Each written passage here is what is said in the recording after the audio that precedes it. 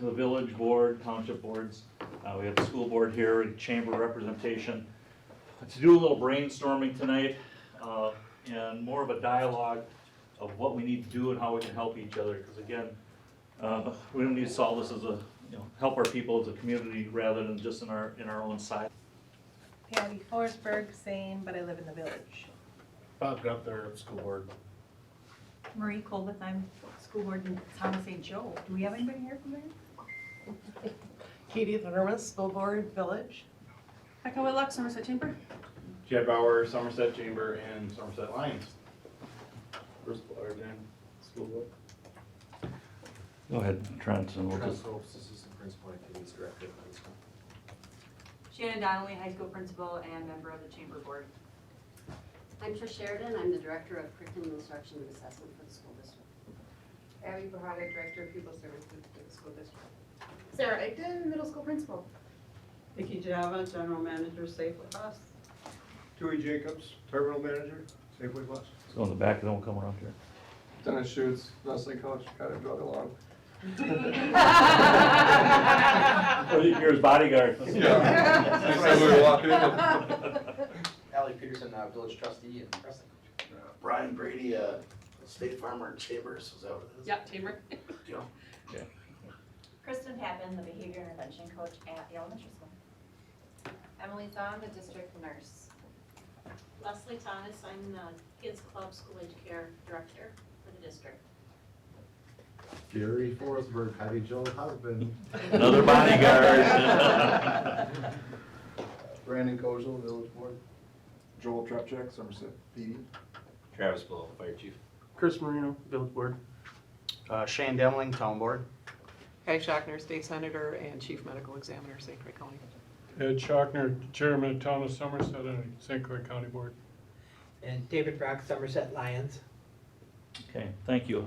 Mark Bezick, Superintendent of Schools. Patty, do you want to give us kind of the latest? As we've been making decisions for the district here over the past week or so, if you got kids in school, you've been getting notes every day, and this thing is changing by the hour. And so, on one hand, I kind of apologize for that, but we have to do what we have to do and make decisions based on good, solid research and advice from health services, that we can rely on. We kind of stay away from all the TV news coverages and things like that. So again, we have to really base our decisions on what's happened with sound research. The school people that you've seen here we've been meeting around the clock for the last weekend and last week, trying to prepare for this duration of time that the students are out, because we don't want to just let learning end. We're trying to, at all levels, trying to move it forward. We at the least, we want to prevent any backward slide. We have no idea. Right now, the schools will be closed until April 6th by governor order. But knowing how this thing is going, it may be longer than that. So we have to prepare for that. And we'll talk a little bit more what the district is doing. But Patty, you've got the latest on things that are happening in the county and the state. So I'll give it to you for. So from the state, really we've been keeping up on everything that's kind of going on, and it's very fluid. It is changing at the state level just minute by minute, and it's also based on what's going at the national level. So, I mean, by 2 o'clock this afternoon, the number of groups of 50, the president said 10 is what he wants to see. So you can see that there's going to be more isolation as we move forward. The Health and Human Services, the tests are available. It's the mode that how you transfer the test where the problem is. So that's improving, and as it improves, we'll get more and more tests out there. Right now we have 10 counties that have at least one positive test, and more growing, and we have 40 tests currently going in this county. So no one's positive, but we have 40 tests that are going through. We are, when looking at social distancing, we're really trying to model behavior, so our office is closed, physical office, but we're operating remotely, so you can call our office for any updates. Anybody can at any time and get updates or whatever information you need, or access to services. Right now, anybody with underlying health issues, including children, that's where the big problems are gonna lie, so we wanna make sure that we keep those people safe. The other thing that we need to really remember is grocery stores, pharmacies, hospitals, and other critical infrastructure is gonna be exempt from the ban at this time, so that kind of movement is going to be continually going, but that doesn't mean that's a forever thing.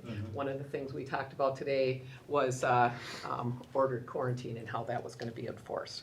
So, I mean, the conversations are very serious conversations that we're having. Instructional hours have been waived as long as spring testing will not have to take place this year. Wait, we didn't hear that. That has not been advertised or communicated in any way yet. Did you just hear, is that? That's a real deal. Yeah. We heard instructional minutes and we heard there was great pressure being put on to make that happen. Yep. Okay, calm down. I'm We just are telling live you. streaming here, don't tell your like, don't give the kids any, testing is still on.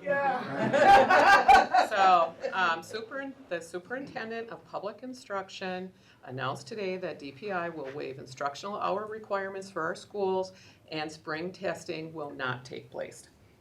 So, you heard it right there. Good. Fabulous, That's- thank you. that's great. Okay. That was worth the session here. How long this is gonna take to for recovery is unknown right now, but right now it's just up to the first part of April. But the president said August that's how long it could last. So there's a lot of unknowns right now. Everything is changing quickly, and we don't know how this is gonna look because we don't know how this is gonna overwhelm our healthcare system. That's where the problem is gonna be, and some of the things we talked about even at our admin meeting this morning at the county was not responding to 911 calls, triaging 911 calls. So these are things that we know, these are things that how our systems work. One of the things that when I talked to Sarah this morning, we talked about waiving licenses for EMTs, waiving licenses, so past licenses of EMTs, firefighters, law enforcement, social workers. If teachers is something that needs to be on that list for like a neighborhood less than 10 study group that could help, let us know, because the governor is looking for proactive ideas on how to work within our under 10 or that there to make sure that people get, the kids get the education and don't lose everything by time next spring happens. One of the big things that we're worried about as far as when you talk about schools is increase as we lock down more and more is the increase in domestic violence, both to spousal and children. So that is really our big concern right now. It's the collateral things that'll happen. So that's what I got so far. Okay, Emily, our school nurse, Emily, maybe you want to share a couple things that you shared with the school board as far as, how we're approaching this and who we're taking our information from? All of our information is coming from the same information I'm sure Patty's is coming from, strictly from the CDC. Obviously the White House did have their discussion today, so that's also posted on the CDC. And our local public health, which is where Patty is, any information that's directly towards our St. Croix County is coming straight from them. And we are just approaching this as cautiously as we can. Everybody is going to try, and we have been doing a great job staying very calm to make sure that we're getting everything taken care of that we need to get the kids home safely, to get our staff home safely, and making sure that we're also taking measures that are immunocompromised, elderly staff, and anybody else that may have issues with the coronavirus be out of the school district and keeping everybody home and safe. definitely try to talk to people, making them know how important it is that this is our protection phase. We need to do this for us to be able to stop this spread. Is really reducing the social gathering, making sure kids know when, just because they're not in school, we really have to stress to them that staying home, not getting together with your buddies all the time. I mean, we really need to separate everybody just to make sure that this is gonna do exactly what we were intending for it to do. Thank you. You know, you mentioned, about the, education-wise, what have you. Trish, do you want to talk just a little bit? I'm just going to share a few things that the school's doing, because again, I can't say it enough over the airwaves and that, just how we're trying to prepare and keep kids moving forward. So we're going to share a few things of what we're doing with health, with food and transportation, what have you. So if you want to just talk about the curriculum thing. Yeah, just briefly, today we rolled out a framework for distance learning across our campus. So our high school and middle school are primarily one-to-one, so they have devices.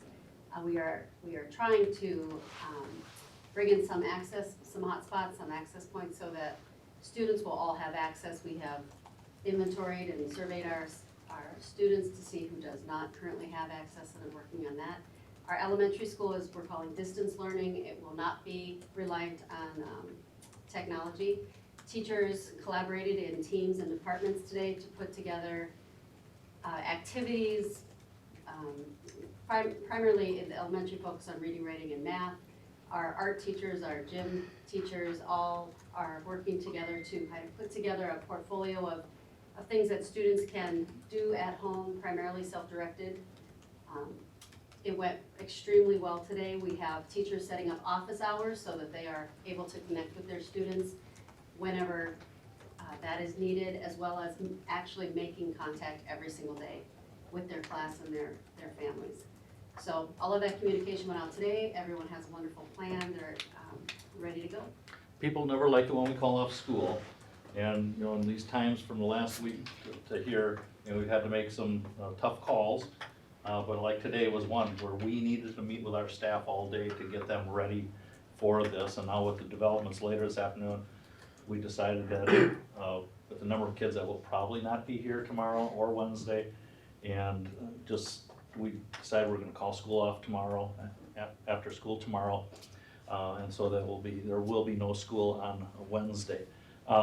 Leslie, Leslie runs our kids club program here, and she's put together a piece for daycare for first responders, healthcare workers, fire, anyone in that genre there, that we have 50 spots, and we're gonna put out a note to anyone in the community, even if their kids don't go to school here, if they need daycare, we have 50 spots that we can provide that service. For school-age kids. For school, yeah, for school-age kids, yeah, right. No infant care, sorry, you're out of luck there.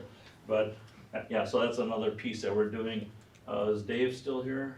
Yeah, he was. He wants to poke around. Okay, Dave, our business manager, is working on our food program. We intend on feeding kids. We put a note out today to anyone in the district that is gonna require meals, and we'll be working with Safeway, our transportation vendor or contractor, to make sure we not only can provide food at bus stops, that we also have a pickup at the high school, so we'll be feeding kids during this time. So that's some of the basic things, that we're providing. As we look at this as a community issue, part of what I wanted to find out tonight is there things that as a school we can do, or what's happening, in your different areas. Joel, you see what's happening with the community in general, the village and the townships. How can we tackle the communication issue, or, what are our needs out there? I just want to throw that out there. What do you see as things that we can solve as a community? So from an emergency management perspective, the Village of Somerset's kind of acting under the umbrella of St. Croix County Emergency Management, which is Natasha Cardinal. There's a website with up-to-date information. It's updated every day. It's sccwi.gov/ coronavirus. And that's something that we try to get this, for all municipalities, St. Croix County, they want people going to those website for updates. They can also call 211 for information as well, so. Communication-wise about this, I think that's the direction we're trying to go. Okay. How about in the townships, you know, communication-wise, what do people access? Depending on what you want, I guess. If, you know, they usually call the town clerks and then the message gets passed around. I don't know what other towns do, but there's a website, but I don't know, you know, how much information's on there about this. I mean, you know, it's, if there's a need for something, you know, you have to let us know, you know, if there's something that the town can do, but, you know, I don't know otherwise. Either that or it's just direct communication with the supervisors. Are you getting calls? You getting Not- calls on this, or? No, mostly about the election stuff. Right, Because that's people what don't I've read. wanna, you know, that's kinda all up in the air. And we don't so- know about that yet, do we? Well, yeah, it's, I think it'll go mostly absentee ballot, and it would be really. well, they're good gonna to be encourage that. overwhelmed. The clerks telling you right up front are gonna be overwhelmed with absentee ballot voting. And they're promoting that, but it's gonna be a mess. We're gonna have to try to resolve through that somehow. That's done on Wednesday. As far Yeah, it as, is. as far as getting it on mail. Yeah. But they're gonna come in the office Yeah. and vote. Mhm. I know one of the big Everyone. questions I've had recently was, what does the county have? And I do not know that answer to if and when it affects or arrives in St. Croix County. And I can't answer that because I don't know, but Well, I'm confident we had good plans. Yeah, we had a meeting today and I think all the department heads are trying to figure out how to make sure that we can keep all the departments open, whether we gotta rotate people to night shifts today so that they're not all at the, not they're all at the same time. I think the county's done their homework. We have our plan right They have here. a whole plan. We're so- on, phase Stage 4. Phase 4, yeah, we're Mhm. current, yep. 4.5, so that's where we are, and if you want, make copies of it. Well, use your- Emily, you can access that, can't you? And the courts have cut back their, Right, the courts have cut back, there will be no jury trials. There still will be court for the things to keep current on, so that we don't get backlogs. But the jury trials are off for a while anyway, suspended. So, you know, life kinda has to, some things have to keep moving, you know, so. You know, I know we've been catching things on the news about how Minnesota's closing all restaurants and establishments over there. Do you sense that's gonna happen here? We haven't heard anything. Yeah, they did that today. Yeah, they did that It was today. on the news tonight in Wisconsin. Oh, they did? Yeah. we were in a meeting. All dining in should be closed. You can pick Should up. or must be? Well, that's up the restaurants, whether they should be, Okay. they must be. Okay. In Wisconsin too? Yeah. Last I heard was under 50 patrons. I did not hear that they closed it down just to dine in yet. Did you hear anything? All I heard was 50 people. Yeah. That's what I heard too. I didn't hear anything about half the of dine in your and drive capacity, through. whatever But small that was is. all I'm sure. Tonight in the next. Did you say half the capacity? It was 50 persons or half of your capacity, so if your Yep. capacity is 72, then 36 is the That most you makes can have in there. Right Does- now. does the county have any plans I was with told they wouldn't quarantining? either. I mean, if it comes in certain areas, I mean, So, from what I understand, if you have a positive test in your house, that house is gonna be quarantined. And, when you look at it, you know, having the capacity to enforce quarantine is different than quarantine. So that's, you know, really telling people the importance of what quarantine means, and that means your whole house. So if it's one of you and you have a family of 7, that's all 7 of you need to stay, you know, in that quarantine environment, so. So if To- you run out of food, what do we do? Well, there's, we all have phones and you know, we have to think outside the box. It's to keep the people who test positive from infecting more people, so I'm we. just saying as a community. So my yeah. parents are actually in quarantine right now as they just got back from Italy. And so some of the grocery stores in their local community are doing delivery. Mhm. And there is right now on the Somerset Shares and the community pages, a lot of people that are willing to actually drop off and deliver. We also checked with Econo Foods. They're looking into what they're gonna be able to do, but they may actually start. If they can get that going, they'll actually deliver. I think that might be an alternative for restaurants, you know, And that too. to be able to offer that service. So, and we'll be checking in with, we've got the ambassadors that'll start calling tomorrow, all the businesses, and talk with them about what options there can be for the public, and we'll get that put out. You know, one of the things I was concerned about, or maybe the discussion about, is communication. And who has access to people? You know, I know the chamber has a following on your page. We've got a huge following on our pages and what we do. And I don't know if the townships or village has a following on your website or not, but, you know, again, you know, probably being the largest entity in the area, I mean, we can offer, you know, help with communication as far as getting things out, because I think that's been critical in the last week. We've been pumping out things, you know, every day something changes, and it's amazing, people, as soon as we put something out, you know, we can tell who's, you know, how many people are hitting it and that, so, I guess I would offer that if we need to get different information out as far as helping, I think for those who don't have kids in the school district or don't have access to online or whatnot is where we kind of can help with that as well, with our contact list. But we are not the experts, we are the informers and the connectors, and so we're connecting people back to the appropriate sources, hopefully. The same ones, CDC, school, state, all the ones that are being quoted, so. So if we connect with, you know, like your, I don't know, we call them village secretaries or managers or what have you, and start working on like kind of a communication system of getting words out on things, you know, we can definitely help in that respect. You know, again, Can we expand that to the senior citizen group as well, and the library would be another entity, and then the churches? We're working with the Good. churches and, Good. Mark Vanas and are you putting together a kind of a, Calling Tree. communication We're gonna be network going on back to that? phone calls, particularly for senior citizens, we'll go back to ambassadors helping us call. Okay. Because they won't, and those who don't have online You know, access. if you don't have any objections, we'll work on that, trying to create that database, so to speak, that we can start pumping information, not just out to our parents, but, you know, out to your city managers or village or township managers to pass information on. One of the biggest things to worry about with our elderly is the fact that they're probably living alone. So if you know of an older person who's living alone, there should be some way to contact them. You know, but because they're not gonna contact us.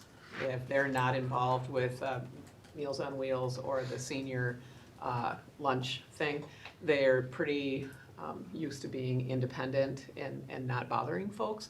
So we have to, you know, look in our own circle and who are those people that are by themselves that maybe just see them once a week at church, and now it might be 3 weeks that we won't go to church.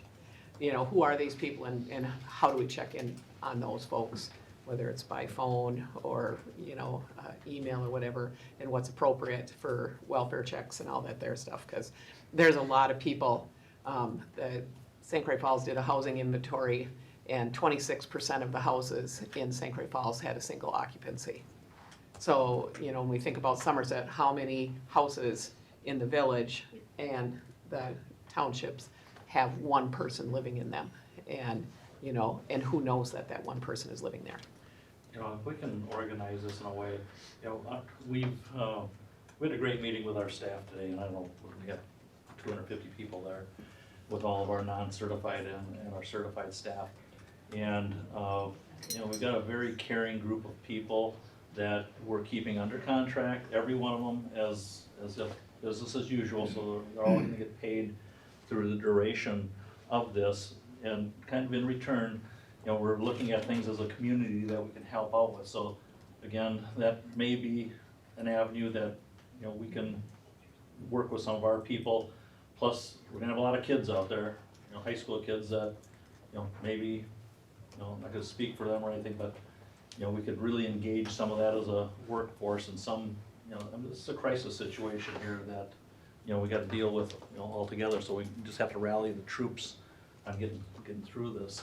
So if, I would put this out there, if you know of situations that we can possibly help, if it takes horsepower to do something, email or call our office, and I would say, any situations that come up where you need something communicated, I think, get to Becca and I, and, Tasia's the district, school board secretary in mine, and she does 90% of our communication. So if you get it to our office and that, we can help define these, these paths of communication, because this isn't gonna be a week or two thing. This is, we're kinda in it for the long haul, as we go. Question? Yeah. If somebody, I don't understand, if somebody, all of a sudden, this virus is gonna come to Somerset, somebody has a fever, somebody has a cough, what do they do? I don't think they're supposed to go to the clinic. Call your Call. health provider. So you can Call. call, and you can go to the Health Partners website, and they have a online virtual thing you can take. It has 5 questions, then when you take those 5 questions, it will tell And you. if you meet what all to- these criteria. Yeah, then it'll It'll tell you what to do. yes. Doesn't it kind of kick you out after, like if you're don't have the virus after the first question or something, it tells you you're done or something similar to that, or does it make you go through the whole? It said I don't need to go in. Oh, well, I took it on Friday and I went through all the questions. Did you? Okay. It's like you don't The need demand to. must be higher now. Is Wisconsin gonna do the drive-through or drive-up, that's how you wanna say it, testing? I think there's gonna be, with Health Partners, I think there's gonna be access to, we've got access to the best healthcare. So I think it's gonna happen. I don't know, we talked a little bit about the state today. Right now, public health is not doing the testing. So, that may change if that's, but right now, our public health, because nasopharyngeal testing is complicated and you can get a lot of false readings if you don't do it correctly. And most people, a lot of times people don't get it done correctly, as you probably know, if you probably enjoy doing it, and that, if you don't get it back there far enough, you're not gonna get the correct results. So you have to literally take that swab and get it all the way back up your nostril, so it goes through your nose. It's like this long. You Yeah. can feel it in your throat, down in Yeah. your throat if you get it. Or your eyeballs. Do we, anything from, what you're seeing with transportation or anything that's good of the cause here? No, just, I mean, with the food, once we start this food service, I think we gotta get together and get some drops or pickups arranged, but that'll come with numbers, whatever we decide on what you got for numbers of meals and whatnot, we can figure out spots there then.